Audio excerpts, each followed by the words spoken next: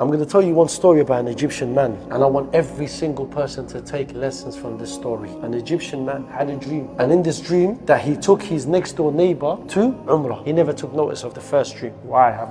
He's my neighbor, I've really spoken about him. To my knowledge, I don't see him in the masjid, I don't really even know if he prays. It is where it is. He had a dream the second time, had a dream again. Now, the dream is very detailed. Take this man to Umrah. He went to go and speak to the sheikh. The sheikh interpreted the dream and said, maybe it's time for you to go and approach your neighbor. And then the guy says, have you seen him in the masjid? Have you seen him ever leave the house? Or have you spoken to him?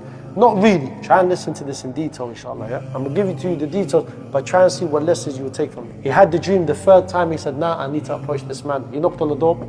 His wife answered, said, can I come in? He came in and he explained to them about a dream. He said, I had a dream, Ammo, that I'm going to take you to Umrah. I would love for you to come. I'll pay for the travel, I'll pay for the visas, I'll pay for the accommodation. In this dream, I saw that I took you to Umrah, you have to come with me Umrah. He said, but I don't know how to pray. He said, I will teach you how to pray. He said, before we pray, you have to make wudu. He said, I don't know how to make wudu. He goes, I will teach you how to make wudu. He took him to Umrah. He went to Umrah. Every night while the men went back to the hotel, listen to this. Every night when the men went back to the hotel, this man that disobeyed Allah for years, never knew how to pray, didn't know how to make wudu, displeased Allah for years. He used to sneak and go to the haram, pray to Allah, come back. 3 days would go by, but there was one night that he didn't come back. So they're searching for him. Where is he? Where is he? They never found him. They found him in the haram. He passed away while making sajda to Allah. While making sajda to Allah. It baffles people. The man disobeyed Allah for so long. The man didn't care, never knew how to pray, didn't know how to make wudu. So the man, when they came back and went and knocked on his wife's door and said, what is it? What did he do? What did he do? He never prayed. He didn't know how to make wudu. What did he do, brother? Please explain to me, sister. Explain to me. She goes, this man, he's a hard worker. He's loving, he's caring.